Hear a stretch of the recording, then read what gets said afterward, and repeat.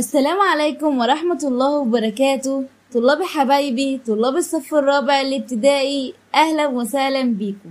النهاردة إن شاء الله هنحل على الدرس الثاني من كتاب الأضواء، فيلا بينا. السؤال الأول، اختر الإجابة الصحيحة. عندما تقف حرباء النمر على أوراق الشجر فإن لون حراشفها يتغير إلى اللون. أوراق الشجر لونها أخضر، فلما حرباء النمر تقف على ورق الشجر فبالتالي هيتحول لونها إلى الأخضر، فيبقى الإجابة الأخضر. 2. يمكن أن تعيش أسماك القرش في نقط. أسماك القرش بتقدر تعيش في المية العذبة والمية المالحة، وده تكيف تركيبي إن جسمها يقدر يتأقلم مع المية المالحة والمية العذبة، فيبقى الإجابة المية المالحة والمية العذبة. 3. يتشابه ثعلب الفنك مع الثعلب القطبي في. ثعلب الفنك والثعلب القطبي بيتشابهوا إنهم لديهم تنوع في الغذاء، بياكلوا أي حاجة علشان هم عايشين في بيئة قاسية، يبقى الإجابة تناول جميع أنواع الغذاء. 4. يعتبر نقط تكيفا سلوكيا في حرباء النمر.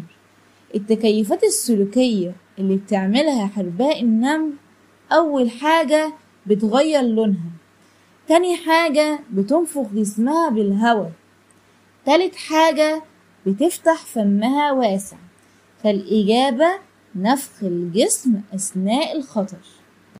السؤال الثاني، أكمل العبارات الآتية باستخدام الكلمات التي بين القوسين. 1. تساعد الأذن نقط للحيوانات على تبريد الجسم في المناطق الحارة. الأذن القصيرة ولا الطويلة؟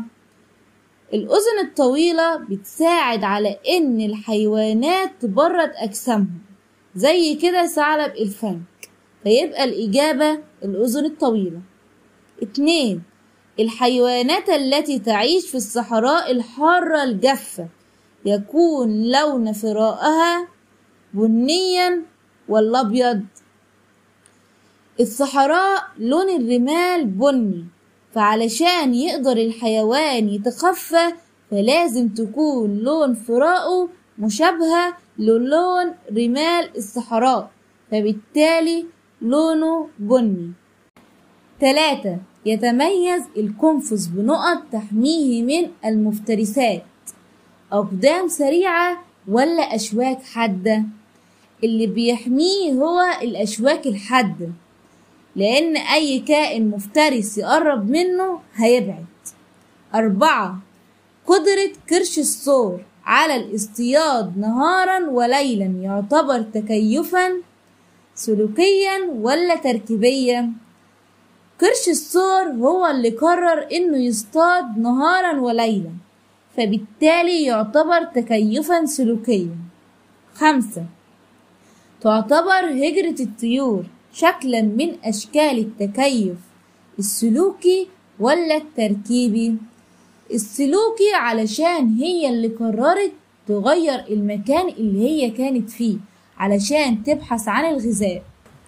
السؤال الثالث، حدد نوع التكيفات التالية، سلوكي أم تركيبي؟ 1. اختلاف أشكال مناقير الطيور، ده تكيف سلوكي ولا تركيبي؟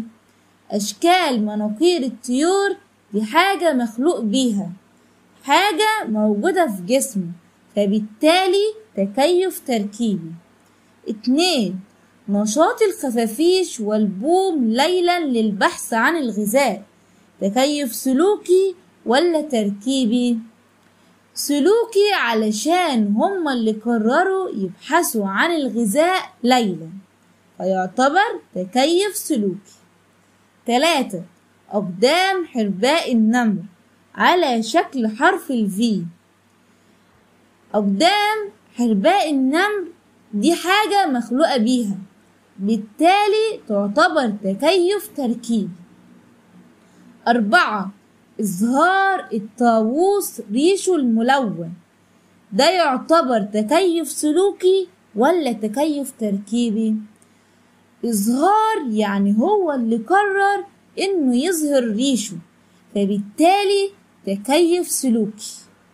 السؤال الرابع: ماذا يحدث عند اقتراب حيوان مفترس من حرباء النمل؟ ايه اللي هيحصل لو حيوان مفترس قرب من حرباء النمل؟ تنفخ جسمها بالهواء وتفتح فمها واسعا وتغير ألوان حراشفها علشان تحمي نفسها. السؤال الخامس: علل لما يأتي. 1. يمتلك قرش الثور أسنان حادة. ليه قرش الثور بيمتلك أسنان حادة؟ لتمزيق لحم الفراس. 2. تلهث الكلاب والثعالب في المناخ شديد الحرارة. ليه الكلاب والثعالب بتلهث؟ للحفاظ على برودة أجسامهم. 3. أذن ثعلب الفنك طويلة. ليه أذن ثعلب الفنك طويلة؟ علشان تساعده على فقد الحرارة وتبرد جسمه. 4. تمتلك كثيرا من السحالي حراشيف ملونة. ليه السحالي بتمتلك حراشيف ملونة؟ للتخفي بين الصخور الملونة. السؤال السادس: اذكر أهمية ظاهرة التباين اللوني لدى قرش الثور. ايه أهمية ظاهرة التباين اللوني؟ تساعد على التسلل للفريسة. السؤال السابع: ما المقصود بكل من التكيف التركيبي والتكيف السلوكي؟ التكيف التركيبي هو تغير يحدث في تركيب أحد أجزاء جسم الحيوان، والتكيف السلوكي تغير يطرأ في سلوك مجموعة من الحيوانات.